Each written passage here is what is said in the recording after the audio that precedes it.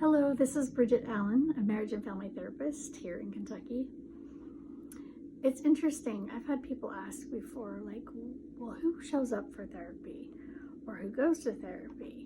Now, some, I will say, they know to reach out when they're struggling for whatever reason. They've been taught that way through their families, or they've seen some things happen for other people.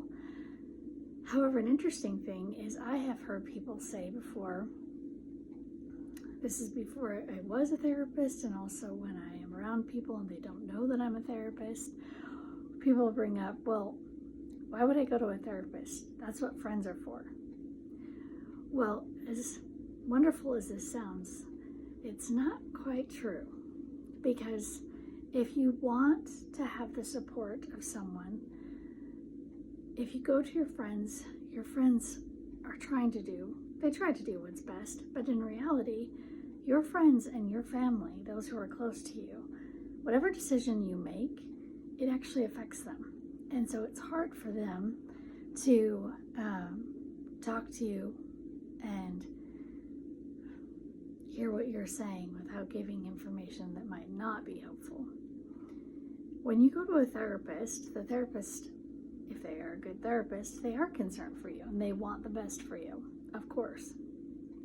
However, the decisions my clients make, they can leave here, and even though we can talk through things and they may want to make the best of decisions for themselves, sometimes they'll do things that don't turn out to be so great. And they can come back, and as their therapist, it's much easier for me to hear them. And although I feel for them in so many ways, and maybe even the people that their decisions have impacted, I can hear them and go, okay, so what are we going to do about that? And we can shift things and make it work. When it is a family member or a friend, it is very easy for someone to get stuck in a position of just validating everything a person says, even if it's not helpful, or trying to talk them into something that may not be best for them because they don't want to deal with the repercussions of what family members or friends may say.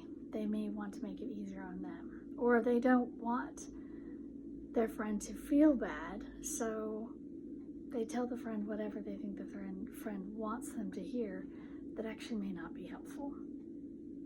So that's just my little 2 cents on why it's a better idea to go to a therapist when you're going through some big things than to turn to family and friends. I'm not saying don't turn to family and friends, but sometimes it's nice to have someone that's on the outside of all of it that can just see you as you and what might be best for you.